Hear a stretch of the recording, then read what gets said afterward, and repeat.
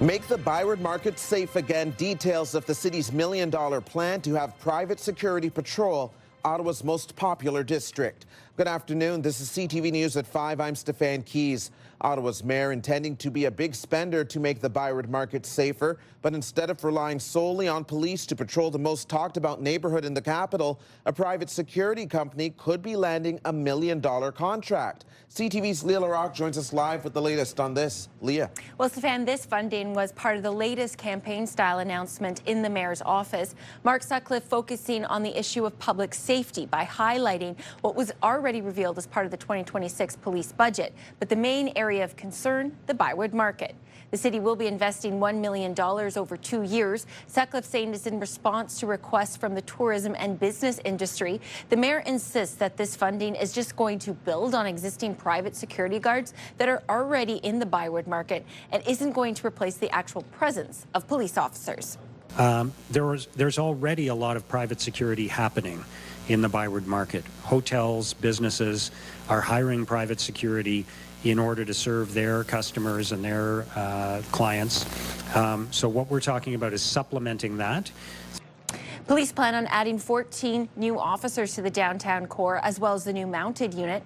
But the police chief says more private security will help. Now, those new officers will begin working with the neighborhood resource team on December 15th.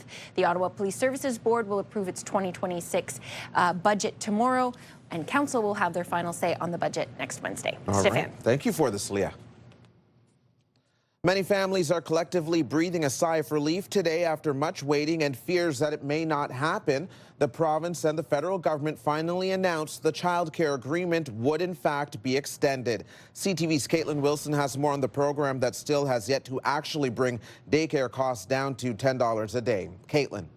Yes, Stefan, fees are currently capped right now at $22 a day. And even with today's extension, there's no word on when the province could reach an average of $10 a day, a target initially set for next year. Ontario's education minister did say, however, the province is still committed to that goal. Today's announcement means a one-year extension of the Canada-wide early learning and childcare agreement until March 2027.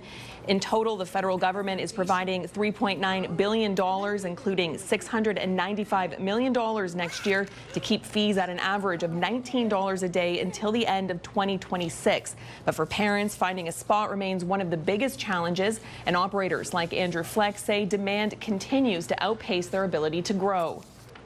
What does keep me up is that we know we have lots of families on our waiting list, and while we have aspirational projects and we're thinking about the future, we can't actually act on those because the planning for new spaces is not as proactive as planning is required. So knowing that there is an agreement now gives me some confidence that going forward we might be able to just get this right. Ontario's Auditor General also warned the province will need about 10,000 more early childhood educators by 2026. And the education minister said today's funding as part of the announcement will help with that. He said nothing is off the table when it comes to meeting demand and creating new spaces. Stefan? CTV's Katelyn Wilson reporting live for us. Thank you, Katelyn. In the meantime, family budgets aren't just being hit hard by childcare costs. A new warning to Canadians today that the price of food will keep going up in the new year. The latest food report just came out this morning, and it suggests the average Canadian family will have to pay almost $1,000 more in 2026. The biggest sticker shock is expected to be found at the butcher shops and in the meat aisles. Pantry staples could be spared any big spikes, but you'll notice increases there as well. In 2026, food inflation will go up because of meat. Yet again, yeah. And so beef prices are just out of control, and they won't normalize until probably 2027 at this point. You too. Take care. The average family of four could be looking at spending more than $17,500 on food next year, according to the universities that came together to create this report. That is an increase between 4 to 6% for that average household. Climate conditions and the tariffs are said to be the leading causes of inflating prices. And trade is something Prime Minister Mark Carney will be expected to tackle while in Washington tomorrow. CTV News has confirmed that he'll be holding high-level meetings while he's in the U.S. Capitol for the FIFA draw, but political analysts aren't optimistic. I think what we will see is just a much, much worse agreement, both for Canada, for the United States, and also for Mexico. Right now, hearings into the future of North American trade are ongoing south of the border. The Prime Minister will meet with the U.S. President tomorrow, but just yesterday, Trump said the CUSMA deal that is currently protecting several products and industries from being hit by tariffs is set to expire in about a year.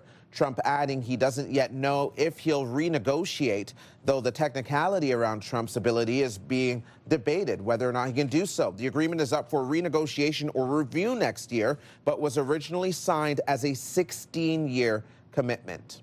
Back here in Ottawa, the parliamentary precinct is getting a temporary population boost with hundreds in town for the AFN Summit. Today, Indigenous leaders heard from the finance minister.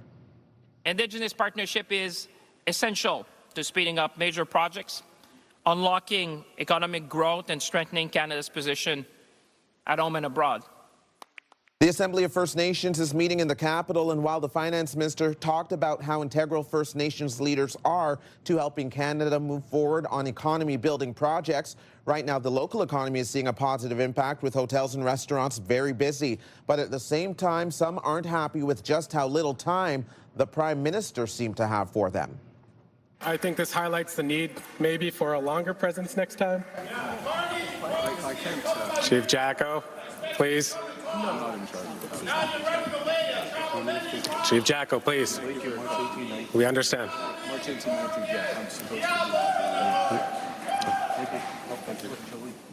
Chief Kelsey Jacko from Alberta's Cold Lake First Nations had his microphone cut as the PM walked off the stage. The two did end up speaking, but others expressed frustration that Carney wasn't more available. Police are out tonight doing ride checks as holiday parties are now in full swing. They've told us that they are in the West End today doing random checks near the 417 on-ramp by Eagleson. And while some have wondered why the police advertise locations, they've said it's not about catching drunk drivers per se. It's about making sure people aren't tempted to get behind the wheel in the first place. So if letting you know they're out in full force makes you think twice, we've been told they consider it a win, adding the extra fear of getting caught could save a life. And as cold weather grips the capital, police are also warning you that the ice isn't safe to be on. Today along the Ottawa River, officers could be seen demonstrating the dangers of thin ice and how to identify it. Police also demonstrated self-rescue techniques, which include overcoming shock, where to swim, and how to exit the water. And whether it's a river, lake, or storm pond, they say don't venture out, especially now. Treat all ice like it's not safe, because at the end of the day you have no idea what those states are, and we don't want people kind of going out there trying to be a judge for themselves. As much as it's good information to know, just avoid it completely. The Ontario Life Saving Society reports nearly 2 in 5 drownings happened between October and April. Coming up on CTV News at 5, you've helped us build the mountain, and now Santa's helpers will help to build the joyful experience for Ottawa kids. More on Toy Mountain Sorting Day shortly, but first, a live check on weather with Jackie. Oh, there she is. Thanks so much, Stefan. Yeah, we are hanging out at Medowki Farms. It's Christmas here, and we are in the middle of the Trail of Lights and Tradition. It's the first time that they've had this. This is the first season, and yeah, it's quite chilly out right now when you factor in the wind chill. Feeling more like minus 25, but the good news is we've had some clear skies and conditions, and this will carry us into the overnight. They got some snow moving in close to the Great Lakes, but we didn't see much of here in Ottawa. Right now, temperature is sitting up at minus 14, but as I mentioned, when you factor in the wind chill, minus 25. Very glad we have our snow pants on for this evening. Overnight conditions going down to about minus 18, feeling more like 22. And then tomorrow, we'll have a little bit of a break in Friday afternoon, but bundle up in the morning, because when you head out the door at 7 a.m., it's going to feel closer to minus 25. Daytime high for our Friday, minus 6. We'll have a bit of a break, but then another Arctic cold front moves in quickly on Saturday. Pack on the layers if you're planning to be outside for a long time. We'll have these details and much more in just a bit. Stefan. Thanks, Jackie. Here's what you need to know. Check out the Vintage Village of Lights this weekend at the Cumberland Heritage Museum. It's happening Fridays, Saturdays, and Sundays from 4 until 9 p.m. until December 21st. Enjoy light displays, a visit with Santa, decorating gingerbread cookies, and much more. Also, a live check on traffic to let you know about. There is that police operation happening at 417 eastbound Eagleson. That's where the ride check program is underway. moderate traffic across the city. Westbound, you're seeing slowdowns from Bank to Moody, looking like a 20-minute delay there. Eastbound lanes moving mostly well for now. Stay with us.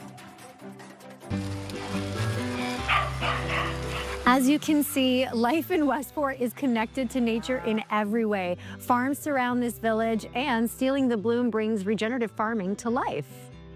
We're farmers here in Westport. We raise beef, lamb, and we offer produce and farm tours year-round. Oh my goodness, you have to come here and get close to nature. Live better in Westport. And don't forget to visit watercolorwestport.com. Oh my goodness, look at little baby. The Bell Media building is lit up bigger and brighter this year thanks to our friends at Christmas Decor from Nutrilon. Turning back now to our top story, Ottawa Mayor Mark Sutcliffe has announced a new plan to improve safety in the ByWard Market. The city plans to spend $1 million over 2 years to hire private security for this area. Today's radio question of the day is asking, do you think the city should spend money on private security guards for the market? That's absolutely ridiculous, spending $1 million on private security for the ByWard Market. When we have homelessness, our shelters don't have enough room for people to stay in. It's frigid cold out, and that's just absolutely ridiculous. Christy Cameron is here, and I believe you have more details for us on how this is supposed to work. I had Victoria Williston with the ByWard Market District Authority on my show this afternoon, and we talked a little bit about what this will look like. So she said they want to have these private security guards out there day and night, inside and outside. So not just inside the ByWard Market building, but patrolling through the streets of the market. Now I say patrolling, but I really want to use a big yellow highlighter here and highlight the fact that these are not police officers. So they do not have the same powers as police. They're not in police uniform. She said they'll probably be wearing something, a bit more approachable, like a collared shirt or something like a vest where they're marked, kind of like the nighttime ambassadors. Right. And they want members of the public to be able to be comfortable and approachable, to walk up to them and say, I've got a question about where to find this. I want to talk to these people. So they're going to roll this out, and the money is coming from the municipal accommodation tax, which I think is really interesting. Okay, and did they mention whether or not that if they could apprehend people, like bouncers at a club, they can take people out? Right. So the idea is that they work in line with the Ottawa Police. So they bring police in if needed. But the program is being run by the ByWard Market District Authority. It is not being run by the Ottawa Police. And that's why, very quickly, if I can, I think we need to make sure that we have proper oversight in place, because the police have the Special Investigations Unit, they have an oversight body. If these are private security guards, we want to make sure that somebody's watching them. Certainly. And I'm sure they have good intentions, but just in case there's a bad apple, we need to have transparency and accountability. Great point, Christy. Thank you. You can join the conversation and leave a comment through the Talkback feature on the iHeartRadio app. You can listen live to Christy Cameron on Newstalk 580 CFRA weekdays from 2 to 6. The holiday spirit is building across Ottawa as Toy Mountain reaches new heights at the Carlingwood headquarters. A special delivery by Ottawa firefighters dropping off thousands of toys collected by the community. The toys supporting the campaign that aims to make sure no child in Ottawa wakes up without a gift on Christmas morning.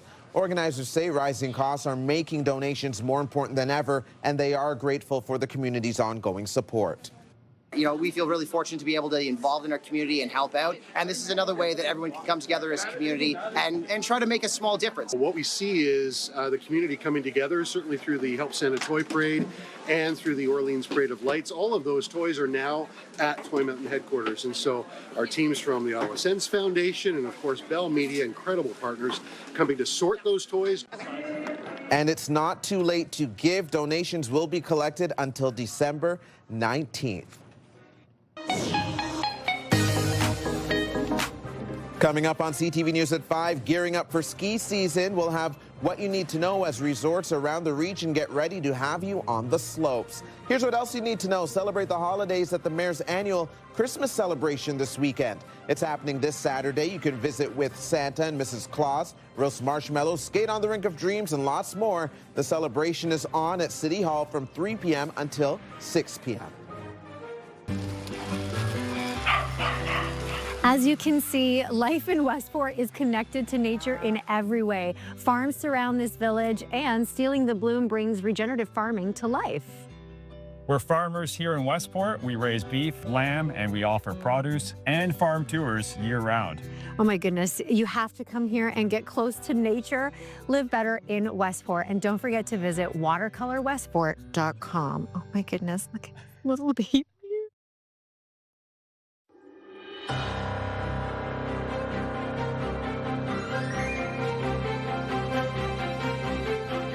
Welcome back to CTV News at 5. We're going to have another check on the weather forecast. Here's Jackie joining us live from Madowkey Farm on West Hunt Club. Jackie. Well, thanks so much, Stefan. This is the first season that Madowkey Farms has introduced Christmas at Madowkey, and there's going to be lots of events. This is the second weekend, and we will be getting into that in the 6 o'clock hour. And if you are coming down, don't worry, it's not all fully outdoors. This is just part of the many activities here tonight. And it is a chilly one. Here's a live look through our Centennial Glass Sky Cam showcasing Parliament Hill and Wellington Street. It's minus 15, but again, factor in that wind chill feeling like minus 25. So pack on the layers.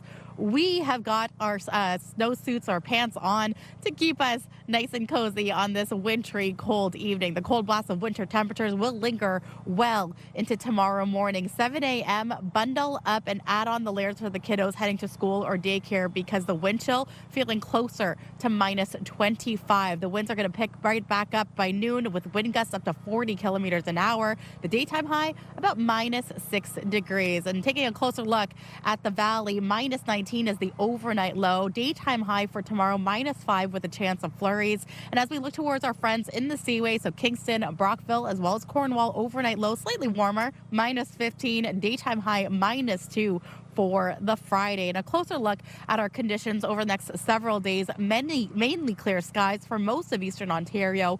We will warm up by the afternoon, but as we move into Saturday, you can see that the flurries will be coming in for most parts of eastern Ontario. I want to focus in on Kingston, where there could be some freezing rain or rain moving through as well Saturday evening. So a bit of a break for Friday afternoon in terms of the temperatures. And when we look towards our 5-day, it'll be a daytime high of minus 6, but it'll feel closer to minus 12. And that's before another Arctic cold front moves in. So temperatures expected to stay well below seasonal for the next few days. And keep in mind, typically this time of year, we see temperatures around 2 degrees and overnight lows around minus 5. So I'm enjoying Saturday's temperature about 1 degree. So this is about back to seasonal, but then the overnight lows minus 16, only daytime high for Sunday minus 9. We'll likely get more sunshine on Monday, but the temperatures will still be in those minus double digits. So again, if you haven't already, bring out your layers, bring out your snow pants, your winter gear. I'm hoping to shop for more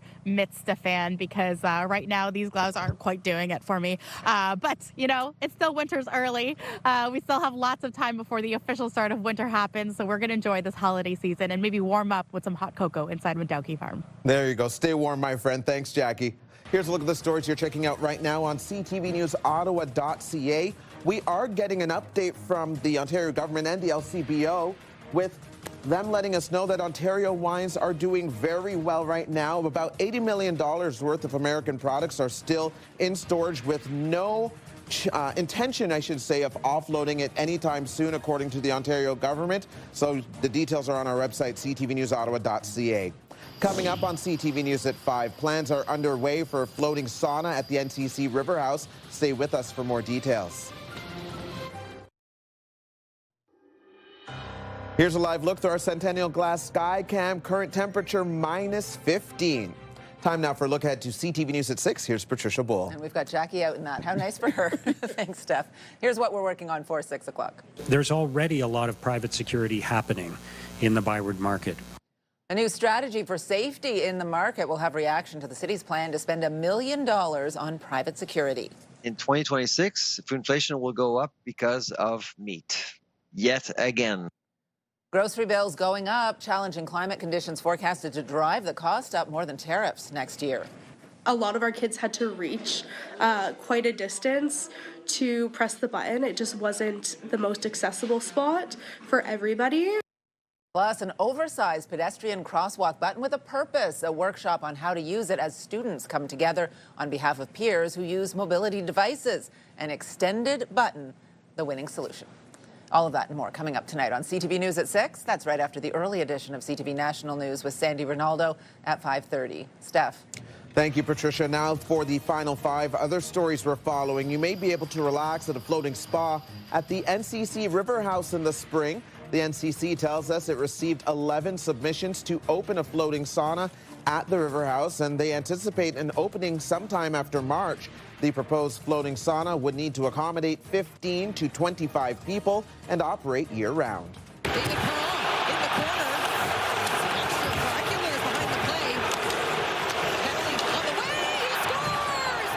The Sens are back on home ice tonight after a 7-game road trip. The Senators host the New York Rangers. It's Country Night presented by Pure Country 94. And if you're heading to the game, you can bring a new unwrapped toy to support the CTV and Move 100 Toy Mountain campaign. Puck drop is at 7 p.m. And it will be an exciting weekend for skiers as ski season kicks off in the National Capital Region. Camp Fortune in Chelsea, Quebec opens for the season on Friday. Mount Pakenham and Mont Saint-Marie open on Saturday. Ski Volage open for the season today. A December strike will be catastrophic. If the slopes aren't for you and you're looking to be a snowbird this winter, flying with Air Transat could be tricky if a labor dispute with the airline's pilots isn't resolved soon. By this time next week, the airline's roughly 700 unionized pilots will be in a strike position. But for now, the company says operations are continuing as normal. The pilots are pushing for pay raises, job security, and better working conditions.